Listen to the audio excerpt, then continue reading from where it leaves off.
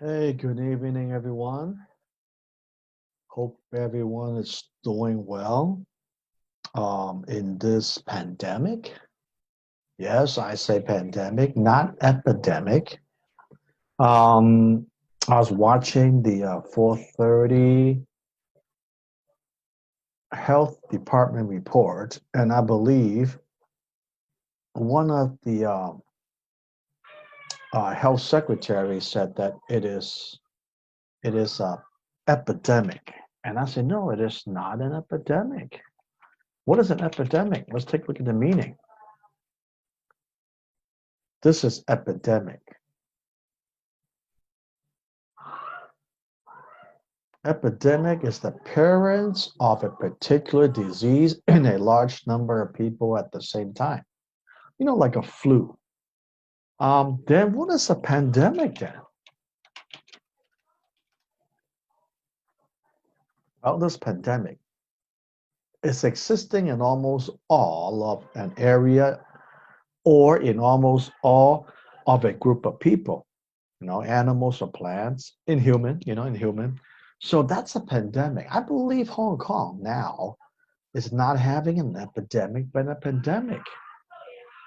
So we have to always watch how we use a word, because a word can mean many things, um, and also how we use it in the context of a sentence.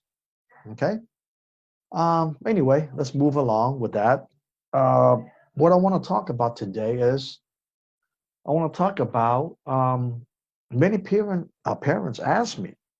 They said, "Do you have any oral class, sis?" Okay, and I said, "How old is your children?" Now, this is how I always ask.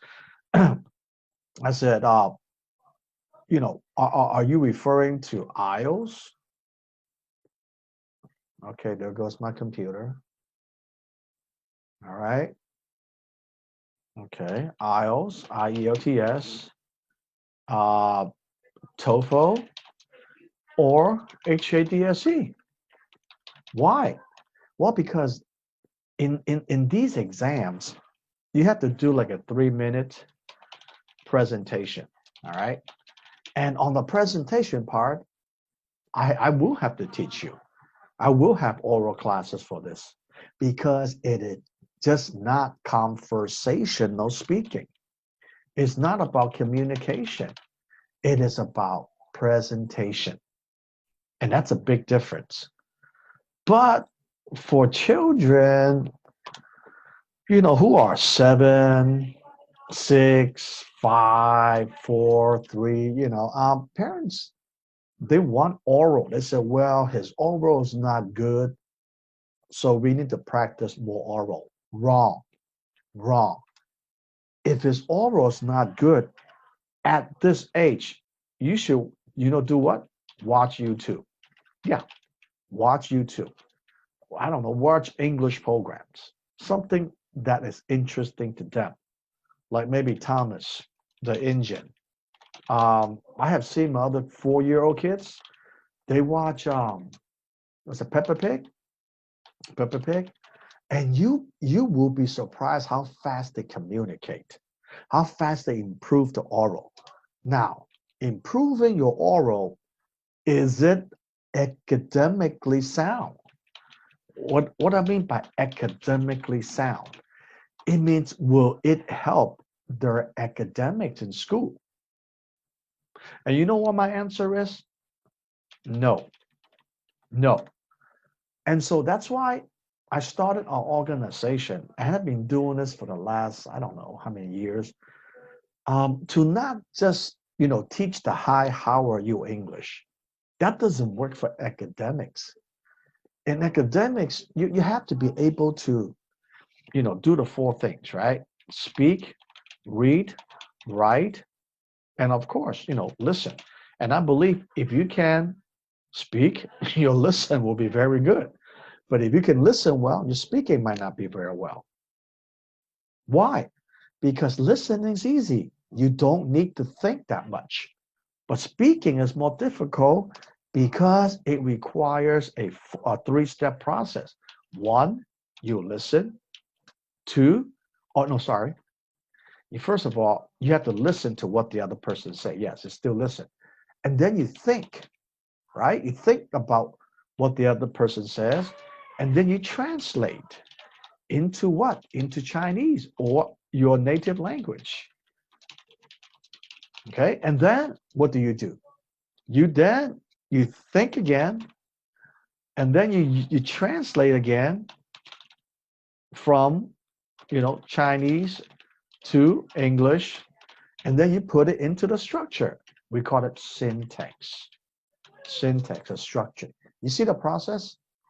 Now, for the actual speaking process, it is think, translate, and then in the syntax, and then you speak. Right? You speak. So it's a four-step process. But the whole process of communicating, it takes more than that. It takes listen, to think, to translate. And then your mind will tell you what the person is talking about. And then you respond back. You see why speaking is more difficult? But if speaking is more difficult, why don't we practice more speaking? No, we don't. Not at the age of 3, 4, 5, 6, 7. How do you improve your speaking? Grammar. I'm sorry, grammar. Everything starts with grammar. What do I mean? I mean the syntax. In Chinese, we say 你好吗, right? 你好吗. So if you translate it directly, it means what? You are good. But then in English, it's not. You have to understand the English syntax, which is how are you? It has no relationship. This is subject, verb, the adjective, right? This is, well, I don't even know what this is. It's a question. How? And then are you? It's what?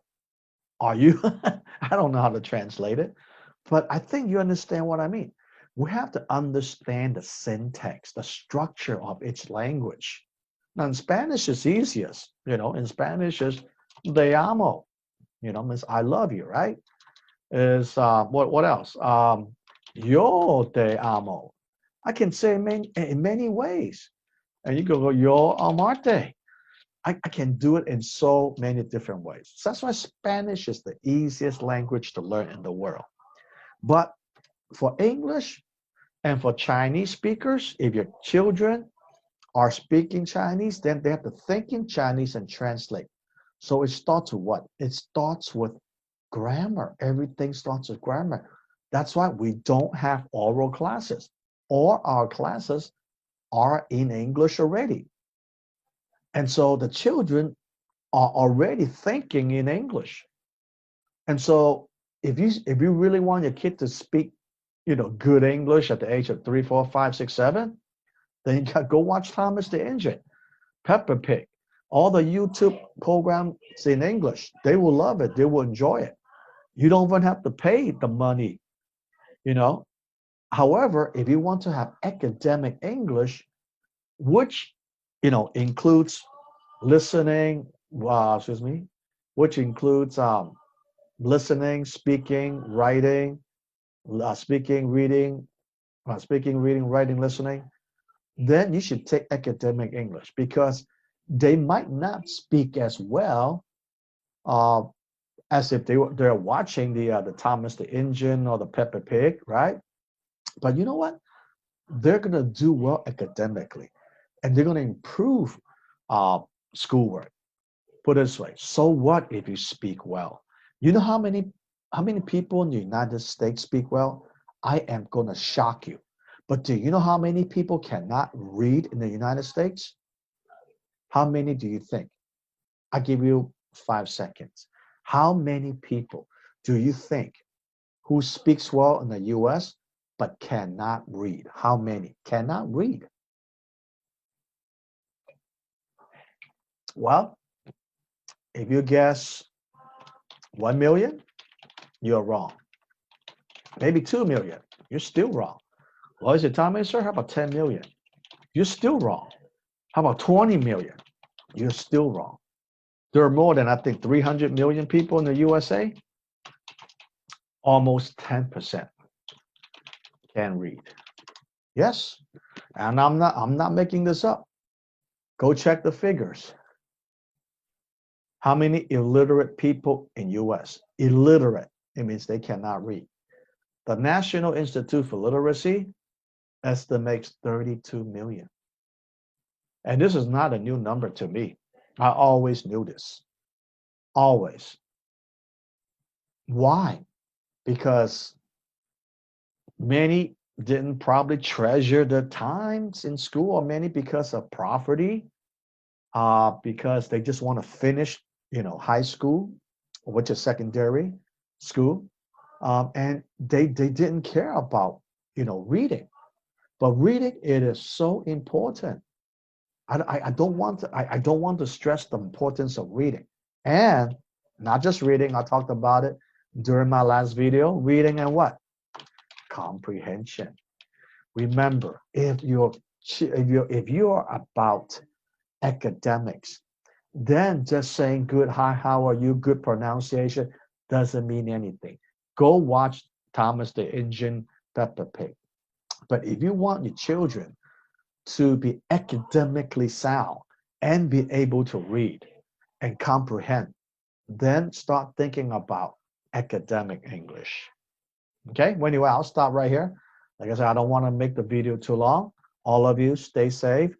And again, for the sake of the health workers, stay at home if possible at all. Take good care. God bless.